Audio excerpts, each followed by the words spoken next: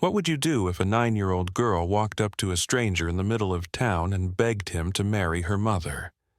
Not out of love, but out of desperation. This isn't just a story of survival. It's a journey through grief, redemption, and a second chance at love that transformed an entire town. Stay with us, because by the end, you'll believe in miracles too. The scorching Arizona sun beat down on Prescott's dusty Main Street, baking the wooden boards beneath and casting long, wavering shadows over the travelers strolling by. It was the kind of heat that made the air shimmer and the heart quicken, especially when a young girl with copper hair and determined green eyes appeared at the edge of the street. Lily Navarro paused, swallowed hard, her petite frame trembling just enough for 2 men at the end of the block to take notice. One was a street vendor, selling hand-woven baskets. The other, a traveler, a tall, reserved man with a past hidden deep behind tired eyes. Time seemed to slow as Lily took a single step forward, and then another. The travelers whispered under their breaths, half because of curiosity, half because of fear. They didn't know Lily Navarro, but they knew how small, fragile girls could disrupt a whole town with a single bold question. And they didn't know the man, Simon Grant, but they saw him watching. He was a stranger in Prescott, one who had boarded the evening train only 3 nights earlier, carrying nothing but a battered leather satchel and the kind of silence that spoke of secrets. He'd only recently taken a room above the general store, and rumors had already circulated. A miner's son turned drifter, turned maybe something more. Simon walked with deliberate calm, though his hands twitched at his sides, memories hidden in the scars along his forearms. Lily stopped at arm's length, looking straight up at him. Her voice trembled with courage and sorrow, 2 emotions that, in that moment, felt indistinguishable from each other. "Sir," she called out, her voice carrying across the sun-baked street. He paused, but did not step back. Prescott residents watched from porches and open doorways as the little girl raised her chin. "Please marry my mother." Silence settled into that space as thick as copper fog. Simon's eyes went wide. He had no idea what to say. The townsfolk held their breath. Lily's gaze was unwavering. She spoke again, this time louder, more certain. "My mama needs a husband." In that instant, Simon thought he saw the ghost of his own childhood. His mother's hushed pleading in a small cabin outside Flagstaff, years ago when poverty and grief wore her thin. He saw the echo of a child asking for something they didn't fully understand, but knew they needed. He saw defiance, bravery, desperation, all packed into those 9 short years. And he saw himself, unable to turn away. The sun seemed to hesitate in the sky. Time paused. Lily took a step forward, her eyes shining. "We're losing the house, the farm, and Mama. She's alone." She paused, swallowed again. "Please marry her." The words trembled on her lips, but her chin stayed steady. It sounded so simple, and yet so impossible. Simon shook his head nearly at once. He began, voice unsteady, torn between panic and compassion. "Little one, I don't even know your mother. I just came to Prescott. I don't have answers." The words came out rough, as if he'd been trying to say something else his whole life but never quite found the right voice. Her green eyes flashed. "But I thought maybe you're the answer." The bravery of that declaration cut deeper than any knife. He looked into her face and saw her gamble everything, not just hope, but pride, dignity, the last thing she had to offer, and risked it on a stranger. Simon's chest tightened. That kind of faith was rare, dangerous, sacred. That was change. That was a challenge. That was heartbreak wrapped in innocence. Prescott's dusty morning sun witnessed a collision, a spark between 2 souls that had both been running from shadows. Lily from fear of losing her mother, Simon from grief that had carved him hollow inside. In that moment, something shifted. Every person standing there knew. Lily Navarro had set a trap for fate, and fate might just have a name. She'd unveiled a question so simple it masked its power. She'd opened a door into a story that would sweep Prescott off its feet and whisper a secret into its bones. Now, Simon stood at the threshold, caught between a past that demanded he run and a future that owed him a debt he didn't yet understand. He swallowed hard, took another long, slow breath. The town held its breath right along with him. Somewhere in that moment, the direction of Lily's life and Simon's changed forever.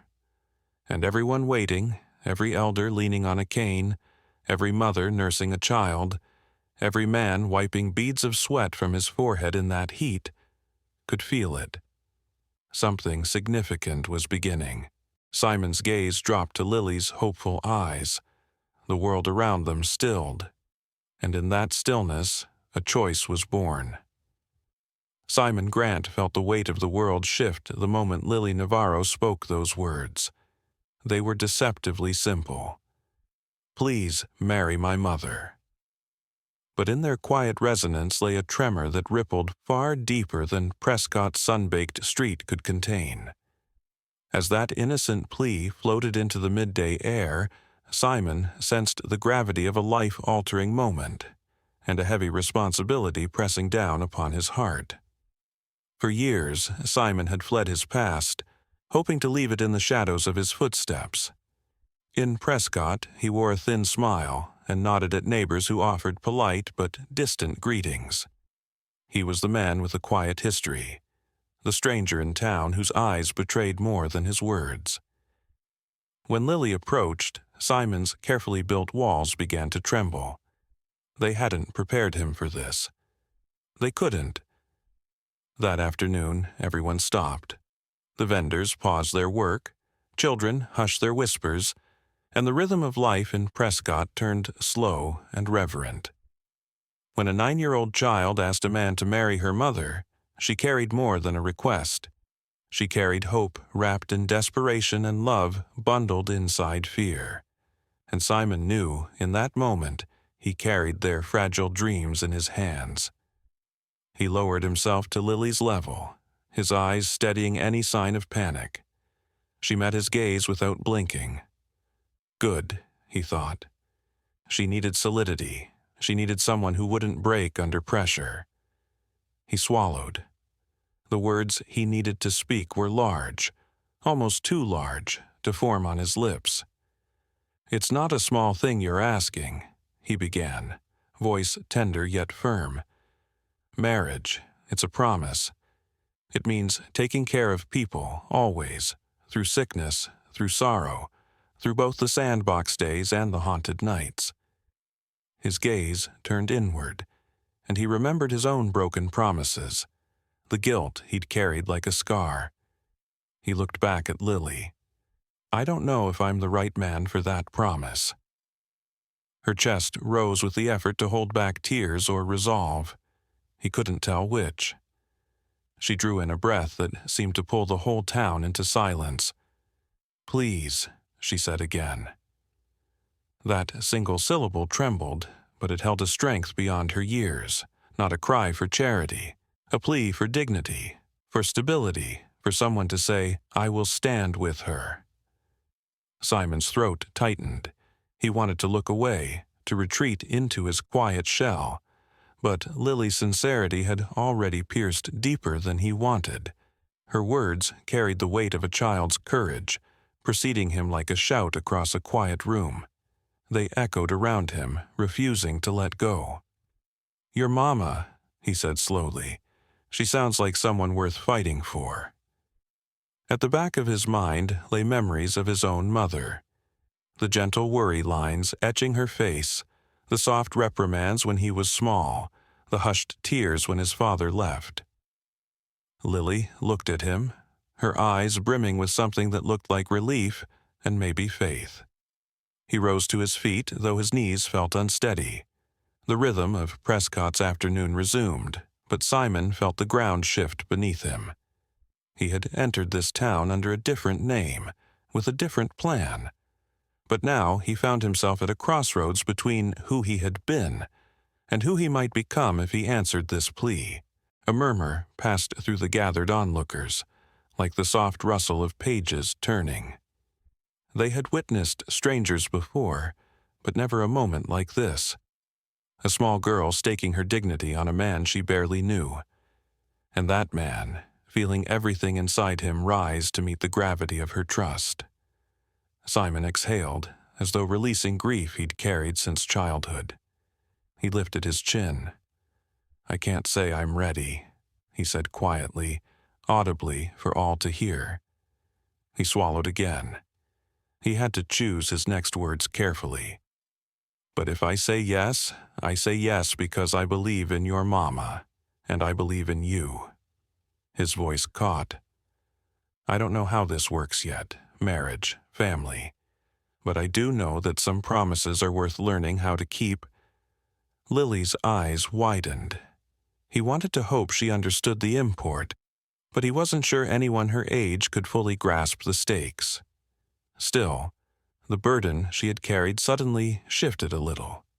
The burden she had laid at his feet was not a plea, but the start of a journey.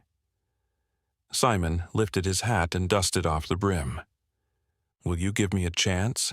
he asked, the question nearly a whisper in the hot breeze. Prescott held its breath again. Lily glanced at the vendor, at the dusty storefront windows, then at Simon. She considered him as though measuring him against some unspoken standard. He waited, his heart pounding in his chest like a warning bell. Finally, Lily lifted her chin and nodded. "Yes," she said simply. "We'll figure it out together." That single word, anything but small, settled into Simon's chest like a seed being planted. He realized the life he had planned had narrowed into a straight line, but this girl had just handed him a branch, an opportunity to grow, to change, to turn a simple story into something heartfelt and lasting. Then the town exhaled too. People resumed their activity. The birds resumed their songs. Prescott seemed to breathe easier as the tension dissipated, but Simon felt the world had changed in an instant. That innocent plea had awakened something raw and essential in him, the possibility of belonging again.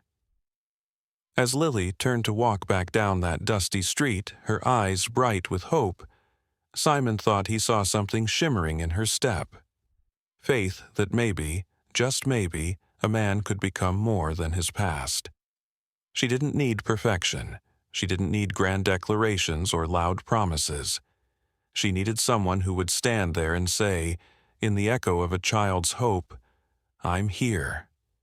And in that moment, with Prescott's dusty afternoon settling around them like a cloak, Simon Grant made his first choice toward home.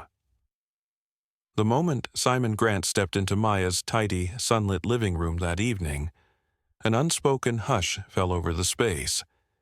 It was as if the walls themselves were holding their breath, waiting. Simon carried with him more than hope. Beneath his calm exterior lay a hidden struggle, a broken promise he still carried in the silent chambers of his heart. Maya, meanwhile, was poised on the opposite end of the room, clutching an old family photo as though it were all that stood between her and a collapse she could neither name nor resist. In that profound stillness, they met. Two souls scarred by separate storms, both unwilling to heal but desperate to find a way forward. It was the kind of moment that bends time and sparks something undefined, a question hovering in the air. Could these two wounded hearts begin to mend together? Simon forced himself to take that first step across the room. Each footfall echoed like a memory through the polished wooden floor. He cleared his throat, steadying himself against tides of fear. "I'm not a man who knows how to fix everything," he began, voice low yet firm, "but I know enough to understand that some wounds won't heal in silence." Maya's head lifted. For a moment, her breath caught, uncertainty flickering in her eyes. She'd built walls stronger than steel to contain her sorrow, and now here stood a stranger offering to stand in the rubble. "Why do you care?" she asked, voice trembling but full of challenge. "You didn't know me yesterday?" Simon paused, stepping close enough that she could see the weariness etched around his eyes. "Because I realized something important," he said softly. "Sometimes healing doesn't start with knowing someone's story. It starts with choosing to be present anyway." Maya's gaze dropped to the photo in her hands. A younger Maya, arms around her late husband, both beaming at a bright future that life had stolen. A soft wind whispered from the open window, stirring the lace curtains and her memories together. She closed her eyes, the ache within her growing. "I don't want to carry this grief anymore," she murmured.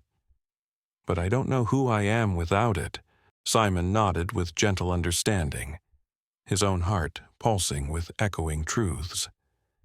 "Grief becomes part of us," he said, "like a scar we never asked for. But that doesn't mean we must stay defined by it. Maybe there's a life beyond the pain, a life that includes laughter again, or quiet mornings that don't feel like torture anymore." Maya finally looked up.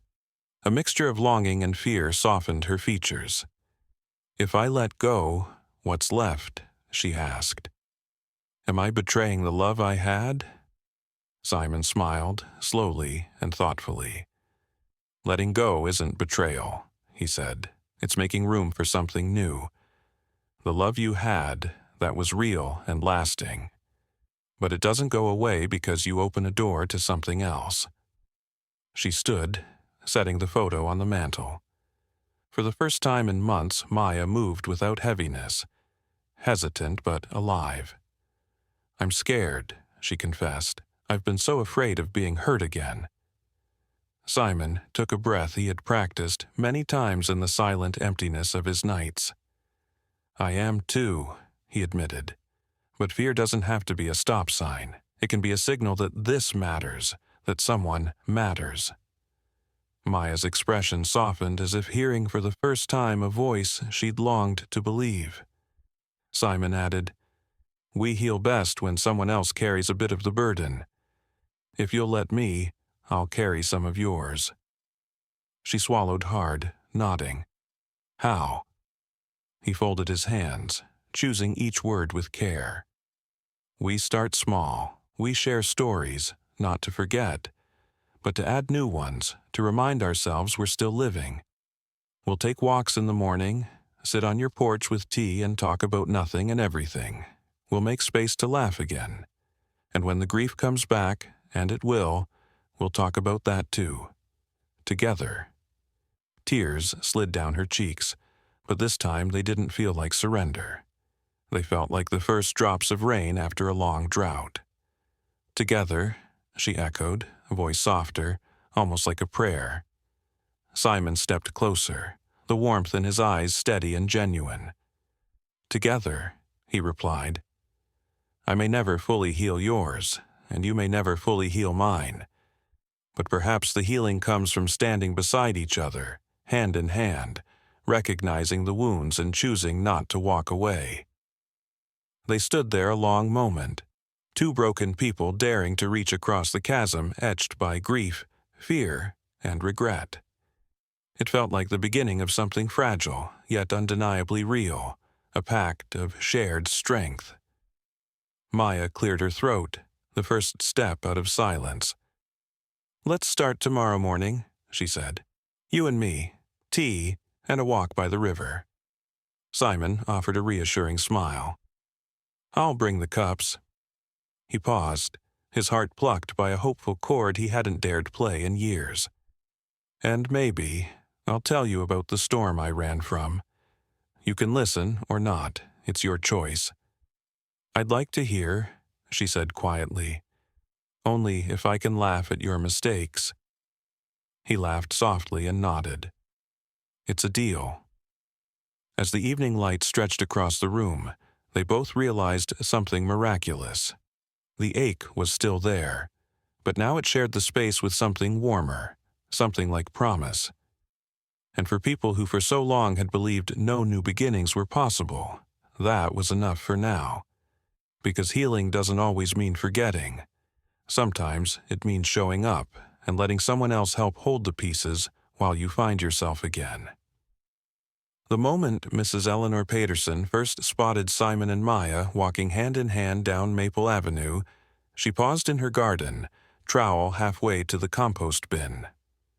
The late afternoon sun had turned the golden autumn leaves a brilliant shade of copper, and there they were. A quiet couple, two familiar figures unfolding a journey neither had expected. For a small town like Willow Falls, such a sight was nothing short of miraculous. Two souls, once broken in public ways this community had all witnessed, now courageously making their way forward together. There had been whispers before. In the grocery store aisle, someone remarked on how Simon had paused to help Maya with her groceries when they stumbled. At the hardware store, people noticed him linger until she found the perfect paint swatch. At the church fellowship, he arrived early, unusual for a man who'd once admitted he'd lost faith, and sat beside her with a quiet altruism. These small acts were seeds of a story that was unfolding, as softly and profoundly as the first snow in January. Heartfelt, tentative, and utterly undeniable. But this wasn't just a love story. It was something deeper, an unspoken testament to healing and community, unthreatening and yet transformative. Willow Falls had watched, first with curiosity, then with acceptance, and finally with something far stronger. Pride. We all knew Simon's history. Once, he had come back from a business venture gone wrong and retreated entirely, leaving his job, his friends, and even his own home for a tiny rental by Lake Meadow. He turned down invitations and shut his front door to neighbors. His face became a regular backdrop at the coffee shop, crossing off days on a calendar he kept. We assumed grief had swallowed him, and we felt sorry. We watched him shrink. And then we saw Maya. We remembered her loss too, how she endured the death of her husband, how she'd pulled her children through those first winter holidays with unwavering strength. Yet, absence had replaced her laughter with quiet caution. She started volunteering at the senior center, teaching knitting lessons, small generosity among survivors. And then there was Simon, showing up at those very same lessons, offering relief to elders elbow-deep in yarn tangles, and sometimes simply listening. The turning point came on a Wednesday evening at the Willow Falls Annual Harvest Festival, when the townspeople gathered under strings of fairy lights at Greenway Park. The smell of roast chestnuts and cider curled warmly in the autumn air. Simon and Maya arrived almost accidentally, each opening an old wound by stepping into public life. They stayed close to the edges at first, one glance, one tentative laugh. Then it rained, not a surprise in these parts, but enough to send a rush of festival-goers scurrying beneath tents. Everyone hurried, except Simon, who escorted Maya across the lawn, helping her skirt the puddles like a gentleman from another century. Their umbrella wobbled between them, creating a shared world of gentle laughter and connection that felt like permission for everyone else to soften too. After that, there was no turning back. Together, they started volunteering at the soup kitchen every Saturday morning. They brought homemade biscuits one evening to the emergency shelter. When old Mrs. Kimberly fell ill, they sat bedside at the hospital and sang to her through the night. And each time the community felt alive, watching, inspired, hopeful, believing again in the transformational power of human kindness. Some people ask, what makes two private people opening their hearts again worthy of celebration? The answer is this: This wasn't star-crossed lovers or young romance. It was two reluctant, wary adults who had each thought their capacity for connection had passed. Both had built walls around their hearts to withstand life's brutality, loss, fear, disappointment. And yet, here they were, removing bricks one by one, together, in public view, teaching us as they healed. It didn't happen overnight, but under the patient witness of Willow Falls it happened fully. And that's why the town watched so reverently when Simon made that quiet announcement at the community fundraiser last month. It wasn't a grand speech. It was the kind of moment you felt in your chest before he spoke. The room was full of candlelight and careful chatter until Simon stood and said, "Maya and we'd like to host next month's fundraiser at our home. We want to give back the way this town gave us courage to care for each other again." In that moment, Maple Avenue hushed. Then applause that started polite turned thunderous. They saw not just a couple, they saw the very best of Willow Falls, the kind of people who recover not just for themselves, but to make things better for everyone around them.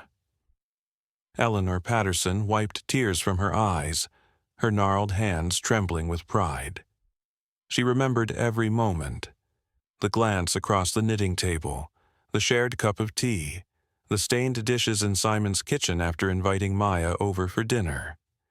Little acts that wove themselves into a story much bigger. A story of hope renewed, generosity of spirit, and love that arrived where once no one dared hope it could. It's an ordinary love story if you look only at the couple. But it becomes something extraordinary when an entire town opens its heart and says, "Yes." We believe in second chances. We believe in the quiet power of two people choosing connection. We believe in healing. Simon and Maya didn't just find love. They reminded a whole community how to feel again, how to reach out, how to invite life back in. Now, gatherings in Willow Falls often circle back to them. Remember when Simon carried those boxes into the soup kitchen? Did you see Maya light up at that fundraising event? They danced in the street at the market parade. Such moments have become metaphor for the town's own renewal, a tender rebellion against grief, isolation, and despair. Because Willow Falls learned that love isn't just a personal thing. It's a public reclaiming of what it means to care, to support, to hope. And in watching Simon and Maya stitch their broken pieces together, the town discovered how to do the same. They show us that healing can't exist in solitude, especially not in quieter seasons of life. Healing needs the courage to show up, the humility to let others in, and the bravery to be vulnerable in front of an audience that's been watching all along. So, the next time you pass down your quiet street and spot an empty rocking chair or a single porch light on late at night, think of Simon and Maya, how their steady efforts to rebuild taught an entire town how to heal in small acts of shared kindness. Because love isn't the flash of fireworks. Sometimes it's the soft, persistent glow of porch light after a long, dark spell. And when a town watches that light flicker back to life, the world feels a little more hopeful, a little more possible, and so do all the hearts that live within it. Months passed, and the bond between Simon, Maya, and Lily deepened like roots after rain. Their home on Maple Avenue became more than a shelter. It became a symbol of second chances. The porch was adorned with sunflowers, laughter echoed in the hallway, and the kitchen carried the warm scent of cinnamon and hope. Simon and Maya's routines grew richer. They attended town picnics, hosted small dinners for neighbors, and spent long evenings reading together while Lily played with her pup, Buck. The trio became inseparable, their presence a quiet reassurance to Willow Falls that healing and wholeness were still possible. Lily flourished. No longer the anxious girl who had begged a stranger for salvation, she now thrived as a confident, curious, and joyful spirit. Her teachers praised her courage. Her friends admired her spark. She still carried the same fierce love for her mother, but now she also carried gratitude. On a spring morning, as birds chirped and blossoms opened along the town's pathways, Lily was chosen to speak at the Willow Falls Youth Assembly. She wore a ribbon in her hair and stood with her feet planted firmly at the front of the auditorium. "When I was little," she began, "I thought asking someone to help was weakness. But I've learned that asking for love, that's the bravest thing a person can do." She looked out over the crowd, her voice unwavering. "I asked Mr. Simon to marry my mama. I didn't know if he'd say yes, but he did. And now he's not just my stepfather, he's my hero." The auditorium erupted in applause. Neighbors wiped their eyes. Even Mayor Patterson leaned forward with admiration. That evening, Maya sat beside Simon on their porch swing, tears streaking her cheeks as she read the town bulletin praising Lily's speech. "You saved us," she whispered. Simon shook his head. "She did. She saved us both." Later that month, on the anniversary of their first meeting, Simon surprised Maya with a small velvet box and a smile. "Would you marry me again?" he asked. "This time, not for rescue, but for everything we've built together." Maya kissed him through her tears. "Yes," she whispered, 1,000 times, yes. The whole town rallied behind their vow renewal. Maple Avenue glowed with lanterns. Tables were set under oak trees. Everyone brought a dish and a blessing. Mrs. Jenkins baked the wedding cake. Pastor Green rehearsed a new speech. On that golden evening, Maya walked down the aisle to the same song Simon had once hummed while fixing Lily's broken wagon. Simon stood taller than ever, pride beaming from his face. Lily, now 10 and taller herself, held the rings in a satin pouch she had sewn herself.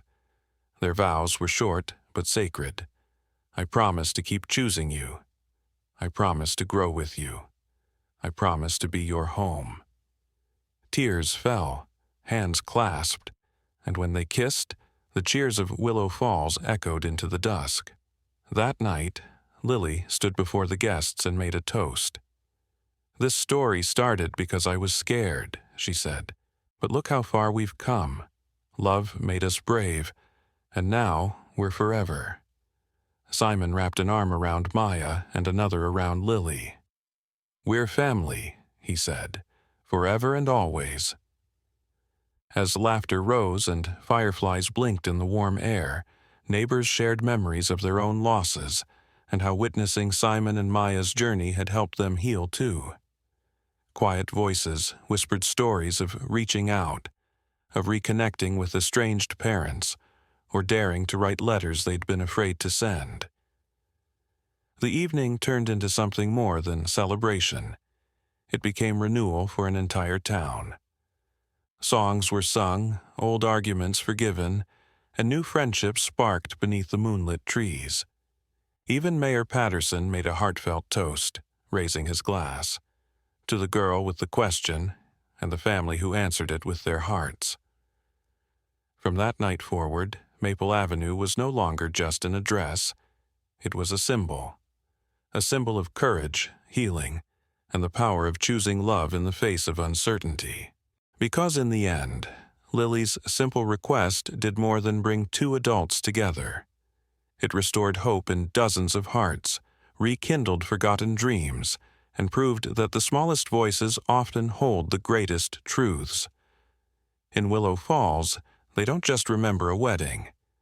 They remember a moment when the future shifted, because one little girl believed in something better. That belief, that bravery, lit a path for them all. And long after the lanterns were taken down and the cake had been eaten, people still whispered the story of Simon, Maya, and Lily. A love that grew from a question, a home that began with a promise, a legend that taught a town how to heal. And in every retelling, the message stayed the same. Love is not the absence of hardship. It is the choice to keep building something beautiful anyway. A legend that lives on.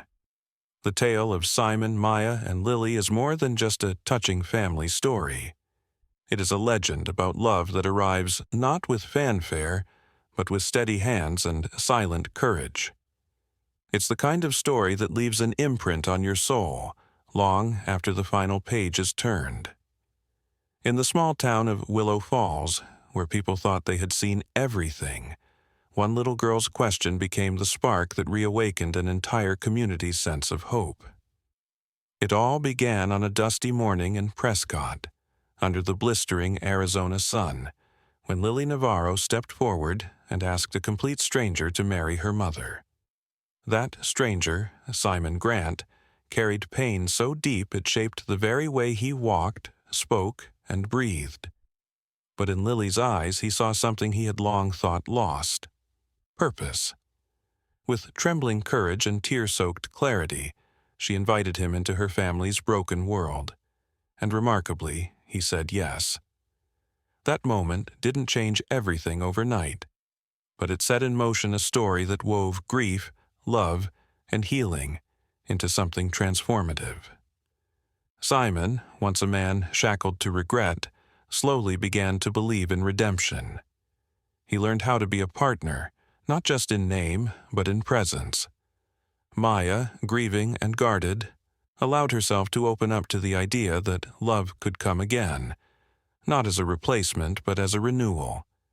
Together, they took cautious steps toward a shared life, never rushing, always listening. In those early days, the world around them was quiet, but hearts began to stir. Neighbors watched Simon lend a hand at the soup kitchen. They saw Maya smile at the bakery again. They heard Lily laugh from the porch swing on Maple Avenue. These small ripples became waves of change, not just for the Navarro family, but for Willow Falls itself. The couple's relationship became a mirror, reflecting the town's own needs and wounds. People remembered that kindness doesn't need to shout, that love doesn't need to be new to be beautiful. Simon and Maya's healing reminded the town that even scars could be woven into something strong and enduring. Their simple, persistent care for each other radiated outward. One could say the turning point was the night of the Harvest Festival, when a sudden downpour tested the festivities. While others ran for shelter, Simon held an umbrella over Maya and guided her carefully through the mud. That image, ordinary yet profound, was etched into the town's collective heart. It was the moment people realized that real love shows itself in how we weather the storms, not in how we avoid them. Lily, the catalyst for it all, blossomed in this atmosphere of restoration. Her innocence was her superpower, her determination a torch that lit the way. She showed everyone that children are not just observers of adult life. They are brave enough to reshape it. When she later stood before the entire town and said, "I asked Mr. Simon to marry my mama, and now he's my hero," there wasn't a dry eye in the room. That single sentence summarized the miracle of their journey. Their home became a gathering place. Porch lights were always on. Neighbors brought pie and stories. Maple Avenue, once just another quiet lane, became the heart of the town's emotional revival. It wasn't the grandeur of wealth or prestige that made Simon and Maya legends. It was the consistency of their love, the humility in their actions, and the resilience in their story. From grief to grace, from stranger to soulmate, from a quiet man to a family's rock, Simon transformed because someone believed in him, and in turn, he believed back. He believed in Maya, in Lily, and in the goodness of starting again. What can we learn from this story? First, that love doesn't need perfection. It needs presence. You don't have to have all the answers to be the right person. You just have to show up and stay. Second, that grief is not the end. It's a bridge, a passage. And on the other side of that pain can be something beautiful, if you dare to walk through it with others. And finally, that healing is contagious. When one person chooses to forgive themselves, to love again, to step forward, others follow. Healing ripples, and those ripples can reshape an entire community. This is not just the story of one family. It's a reminder that in a world too often driven by cynicism and speed, there is unmatched power in choosing slow, steady, stubborn love. To every person watching who's felt broken, overlooked, or too damaged to begin again, this story is for you. Let it remind you that redemption is real, that the smallest acts, like fixing a porch swing, walking through puddles together, or saying yes to a scared little girl, can become the foundation of something legendary. So here's our invitation. Don't just watch these stories. Let them inspire you. Let them remind you that you can be someone's Simon or someone's Maya. You can carry hope even when it feels heavy. You can light a porch lantern and leave the door open for love. And if this story moved you, if it sparked a memory or stirred something in your chest, please subscribe to our channel. Share this story. Help us continue to tell these legends of the Wild West that remind us not of war or wealth, but of wonder, of warmth, and of the wild bravery it takes to choose love. Subscribe now to Wild West Legends, because every story we tell carries a piece of our shared humanity, and every story deserves to be remembered. Thank you for riding with us. We'll see you at the next story. Until then, keep the fire burning. Keep the love alive.